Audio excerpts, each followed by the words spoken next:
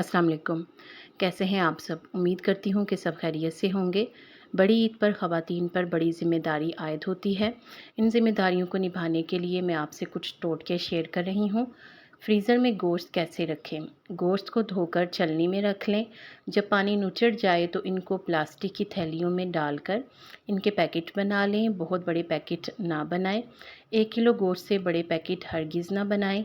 Packet के ऊपर लिख दें कि ये कौन सा गोश्त है, जैसे बोटियाँ, पसंदे, बोनलेस वगैरह, ताकि इनको पकाने में आसानी हो। और जिस दिन पकाना हो उससे 1 रात पहले ही इस पैकेट को आप नीचे फ्रिज में रख दें ताकि गोश्त बआसानी खुल जाए। आजकल चूँकि गर्मी का मौसम है और गर्मी में मक्खियाँ वगैरह बहुत होती हैं। मक्खियाँ भगाने के लिए कुर्बानी के बाद जब गोश्त काटा जाता है तो मक्खियों का हमला हो जाता है। इसके लिए पुराने मलमल के कपड़े को सिरके मिले पानी में भिगोएं और निचोड़ कर गोश्त के ऊपर डाल दें। इसके अलावा लौंग को लीमू में फंसाकर इस जगह रख दें जहां गोश्त मौजूद हो। लीमू और लौंग की महक मक्खियों को पसंद नहीं।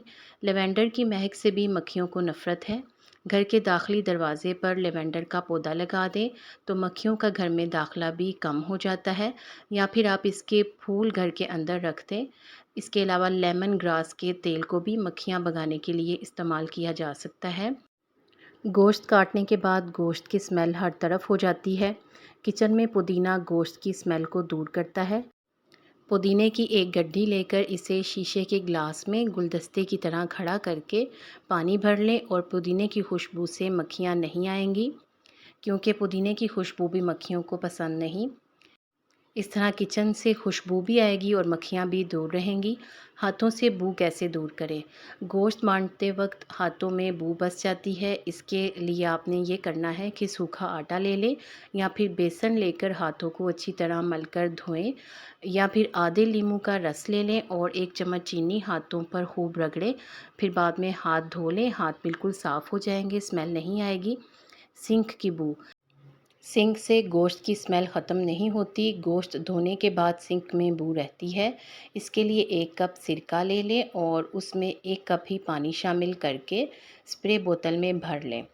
जब आप गोश्त को धो लें, धोने के बाद आप सिंक में इसका स्प्रे कर लें तो इससे गोश्त की जो स्मेल है वो ख़त्म हो जाएगी। इसके अलावा आप दीवार पर भी इसका स्प्रे करें ताकि अच्छी तरह से सफाई हो जाए।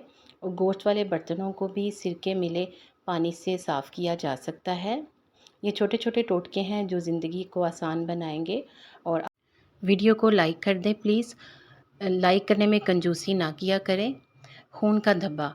कपड़ों पर या दस्तरखान पर खून के धब्बे लग जाते हैं। इसके लिए आप फ्रिज से बिल्कुल ठंडा पानी निकालें और इसमें दाग वाले हिस्से को 2 घंटे के लिए भिगो के रख दें।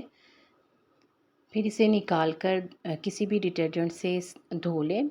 और अगर पहली बार में खून का धब्बा ना निकले तो आप दोबारा इस अमल को कर सकते हैं। दोबारा ठंडा पानी लेकर दाग वाले हिस्से को भिगो दें और इसी तरह किसी डिटर्जेंट से बाद में साफ़ कर लें।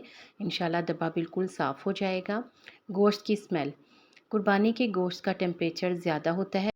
गोश्त अभी गर्म होता है तो हमें इसे पकाने की फ़िक्र लग जाती है। इसे फ़ौरन नहीं पकाना चाहिए, नहीं तो इसमें से बू आने लगती है। इसके लिए आप इतना पानी ले लें जिसमें कि गोश्त डूब जाए। अब उस पानी के अंदर 4-5 चम्मच सिरके के डाल दें और गोश्त को डालकर थोड़ी देर के लिए भिगो दें। तकरीबन 15 से 20 मिनट तक गोश्त इसमें जो है वो भीगा रखें। फिर निकाल कर धो लें गोश्त को और धोने के बाद पकाएं तो गोश्त में से स्मेल बिल्कुल भी नहीं आएगी। मज़ीद टिप्स के लिए वीडियो को लाइक और चैनल को सब्सक्राइब कर दें। शुक्रिया।